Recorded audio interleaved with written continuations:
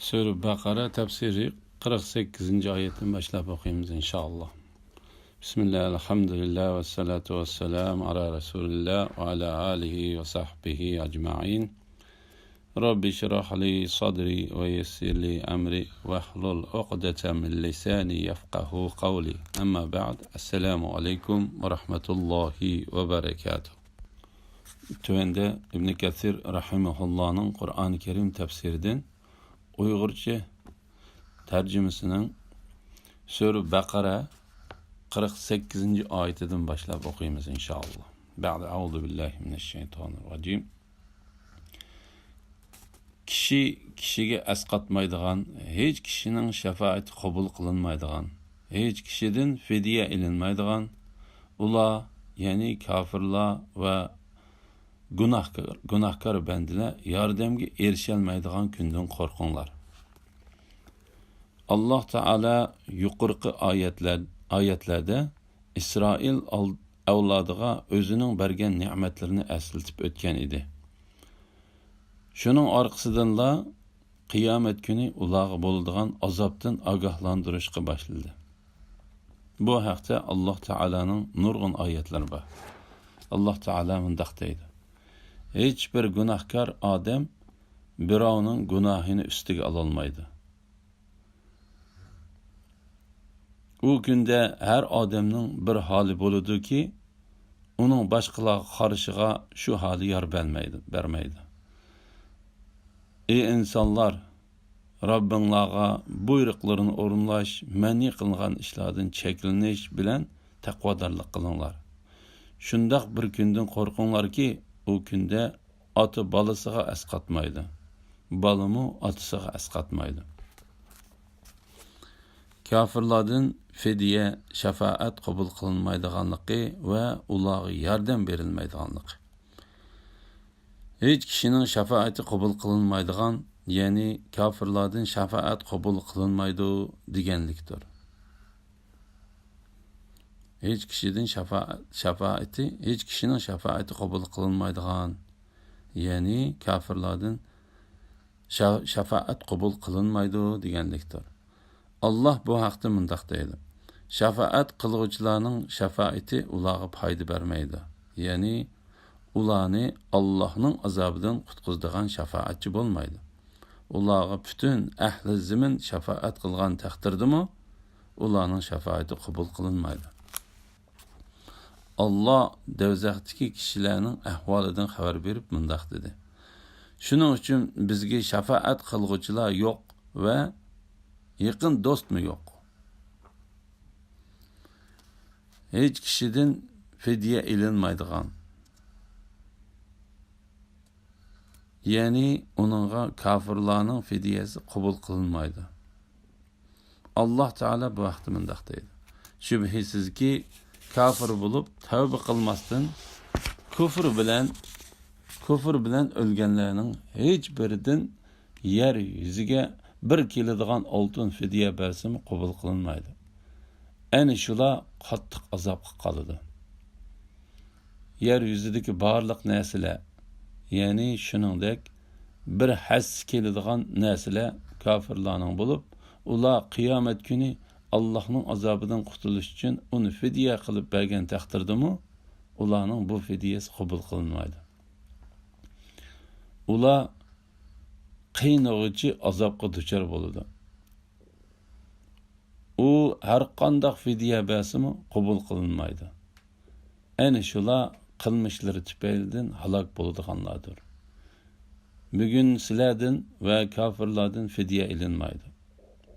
Joyinglar do'zaxdir. Do'zax sizlarga eng loyiqdir. Do'zax nima degan yomon joy? Alloh taolo agar ular payg'ambarga va payg'ambar elib kelgan dinga ergashmay qiyomat kuni Alloh taolaning oldiga shu holatida kelsa, ularga har qancha yaqin kishining yaqinchiligimi va obro'li kishining qilgan shafaatimi foyda qilmaydiganligini, zamin to'shqichi oltin fidya bersimi ulardan qabul qilinmaydiganligini bildirdi. Alloh taolo bu haqda mundaq deydi: ey mu'minlar, savdo setiq dost ve onun iznisiz şefaat bo'lmaydigan kuni, ya'ni qiyomat kuni yetib kelishdan burun sizlarga biz rizq qilib bergan mol-mulkdan yaxshilik yo'llariga sarf qilinglar.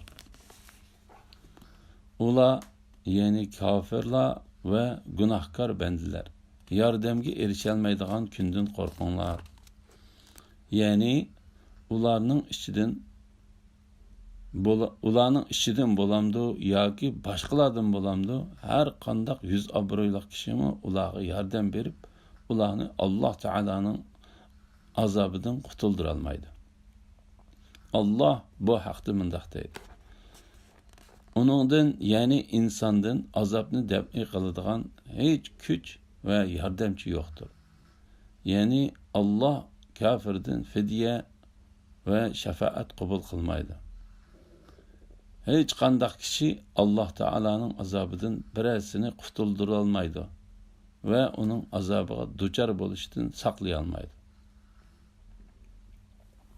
Allah bu haqda mundaq dedi: İltica qılğanlarga panah bolalaydigan ve onunğa karşı hiç nerse panah bolalmaydigan şu günde her ahadi Allah'a asilik qılğanlarını Allah cazalagandek cazalamaydı. Hem de hiç ahadi Allah bağlagandek bağlamaydı. Ulağa nimişki dünyadaki halatınlarga okşaş bir-birinlar yardım qılmaysizlar deyildi. Belki ular bugün boysunğuchilardir. Ular azap kelgende ularning Allohga yaqin qiladi deb Allohdan boshqa tutgan ma'budlari ularga nimishqa yordam qilmadi? Yordamga erişelmaydigan kundan qo'rqinglar.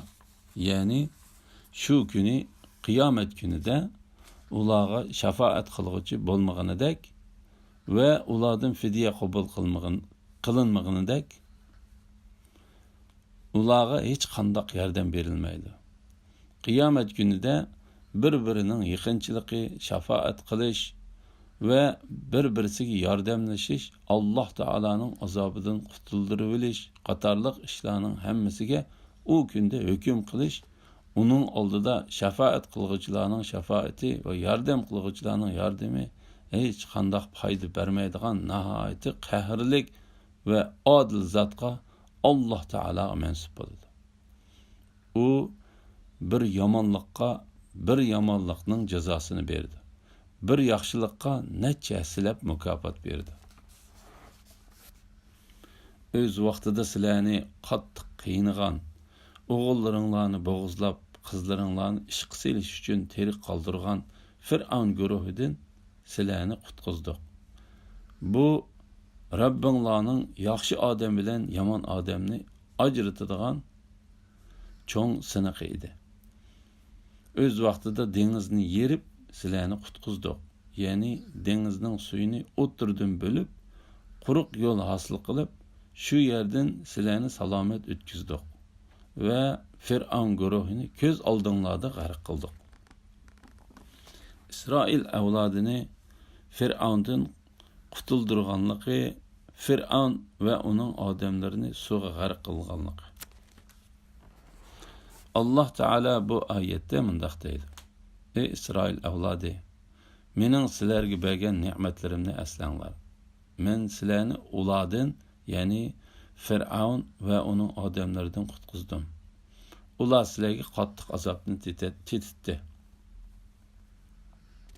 Fir'avn bir kuni qo'rqinchli tush ko'rdi ve shuningdan keyin İsrail avlodini azoblashga boshlaydi.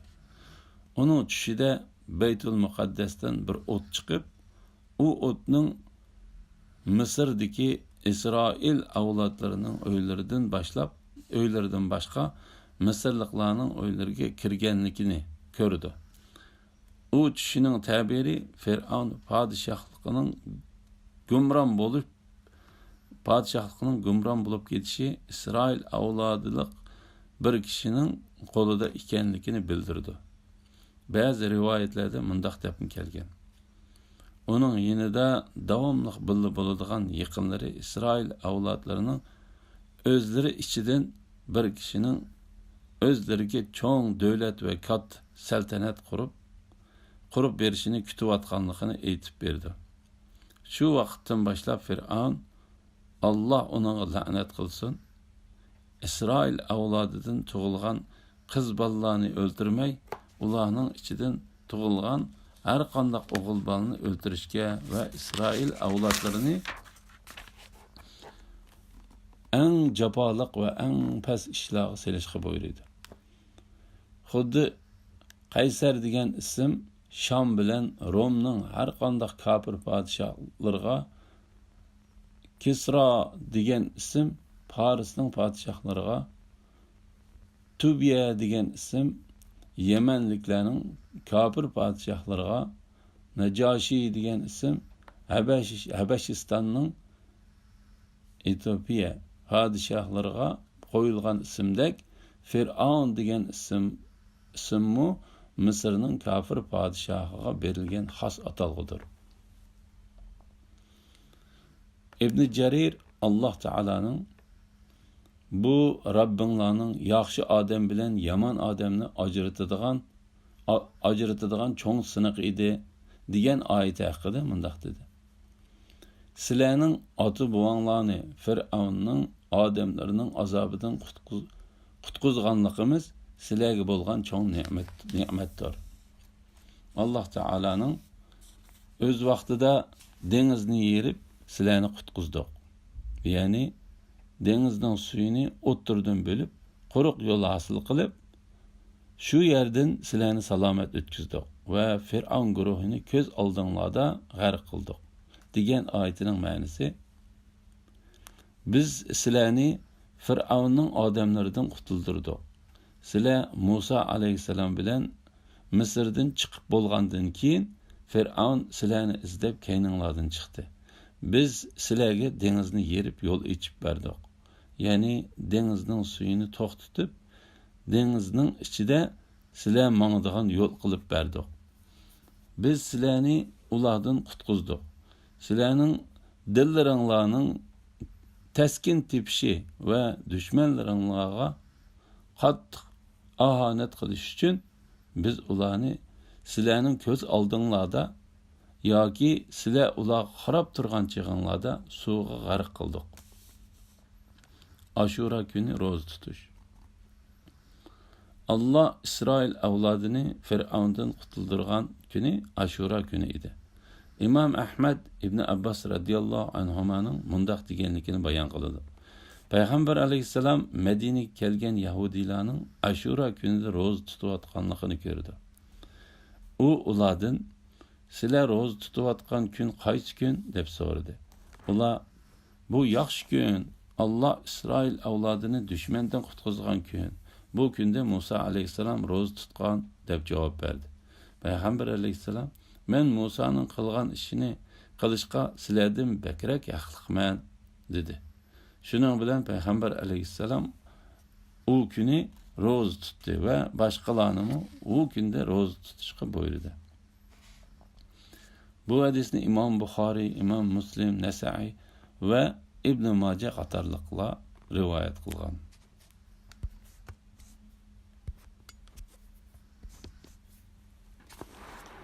O'z vaqtida Musaga 40 kecha kutgandan keyin Tavratni nozil qilishni va'da qildik.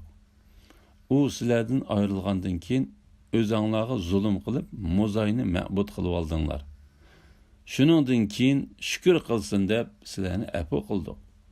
O'z vaqtida sizlarni hidoyat topsin deb Musaga haqni botildan ayiruvchi kitobni, ya'ni Tavratni berdik. İsroil avlodining Muzayga cho'qinganligi. Allah Teala bu ayette mundaq deydi. Va'da qilishgan 40 kun to'shib Musa alayhissalom Tavratni ilib kelish uchun o'zining Robbi bilan va'da qilishgan yerga ketgandan keyin sizlarning Muzayga ibodat qilishdek gunohinglarni kechirib etishdan iborat mening sizlarga qilgan ne'matimni eslanglar. Sizlarning hidoyat tepishinglar uchun to'g'ri bilan xatoni ayiradigan kitobni, ya'ni Tavratni bergan vaqtimizdagi rahmatimni eslanglar. Ularning mo'zayga ibodat qilish xatoligi ular dengizdan chiqib bo'lgandan keyin sodir bo'lgan. Alloh taolo bu vaqtda mundaq dedi: İsrail avlodini biz Qo'lzum dengizidan o'tkazib etdik. Ular butlariga cho'qinayotgan bir qavmning yenidan o'tganda, ey Musa, bizga ularning butlariga o'xshash but o'rnatib bergin, dedi. Musa, sizlar haqiqatan nodon qavm ekansizlar, dedi. Shubhisizki biz Nuhning qavmi Ad, Samud va Lotning qavmi qatorliq ilgirki ummatlarni halok qilgandan keyin kishilar, ya'ni Isroil avlodining dillariga haqiqatni ko'radigan nur berib, ularga hidoyat va rahmat qildik. Ular va'z nasihat olsin deb Musaga kitobni, ya'ni Tavratni berdik. Öz vaqtida Musa öz qavmiga: ey qavmim, sizlar Muzayni ma'bud qilib, haqiqatan o'zinglarga zulm qildinglar. Yaratquchinglarga tavba qilinglar. Muzayga cho'qinmaganlar cho'qinganlarni o'ltirsin, dedi. Mundaq qilish yaratquchinglarning dargohida sizlar uchun yaxshidir. Alloh tavbanglarni qabul qildi. Alloh tavbani haqiqatan bakmi qabul qilg'uchidir, nihoyatda mehribondir. İsrail avlodining tavbasining bir-birini o'ltirish bo'lganligi.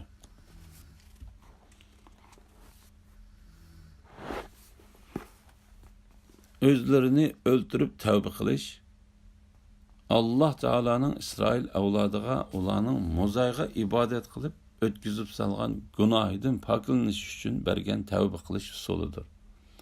Bu oyat haqida Hasan Basri mundaq deydi: İsrail avlodlarining dillariga Muzayga ibodat qilish kechgan vaqtida Musa alayhissalom ularga yuqoridagi so'zni qilgan.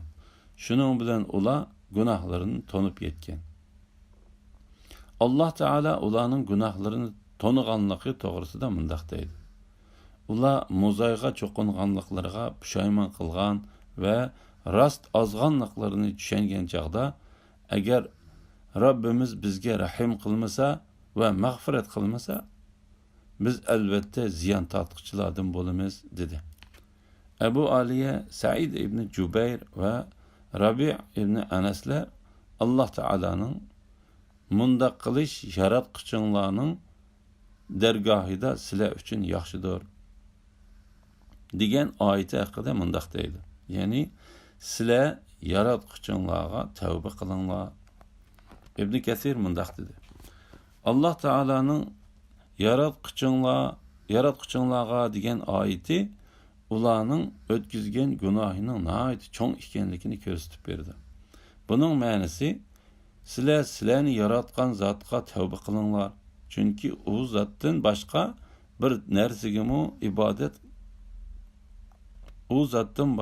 narsaga ibodat qildinglar deganlikdir.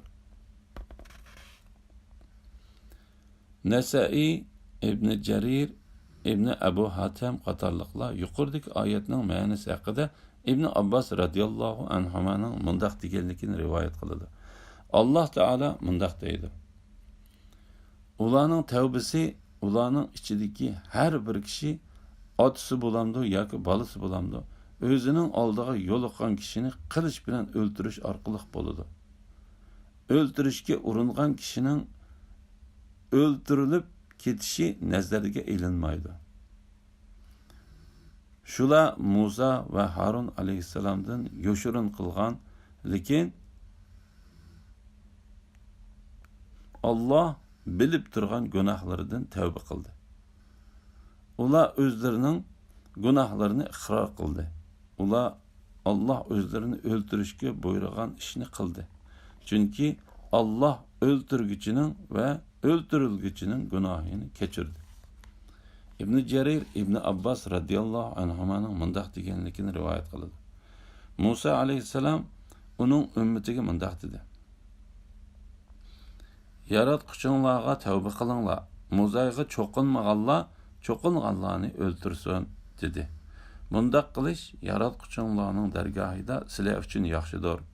Allah tavbanglarni qabul qildi. Allah tavbani haqiqatan bekmi qabul qilguchidir. Nihoyat mehribondir. Ya'ni Musa alayhissalom o'zining qavmini Allah Taolaning buyrug'i bilan o'zlarini o'ltirishga buyurdi. Muzayga ibodat qilganlarni o'ltirishga, Muzayga ibodat qilmaganlarni o'rtirishga buyurdi. Ondan ular Muzayga ibodat qilmaganlar qo'llariga cho'ng pichoqlarni ilishdi. Ularning hammasini qattiq bir qorong'ulik qoplab ketdi. Ondan birisi yana birisini o'ltirishga boshladi. Ulardan qorong'ulik ko'tarilganda allaqachon 70 ming kishi o'lib tugagan edi. O'zlarining ichidan o'ldirilganlarning va saq qolganlarning tavbasi qabul qilindi. Alhamdulillah, Alloh shukrlar olsun. Yuqorida Baqara sura tafsirining 48-oyatidan 54-oyatgacha o'qidik. Oxirini keyin etimda davomli o'qiymiz inshaalloh. Va oxiru da'vana valhamdulillahi robbil alamin.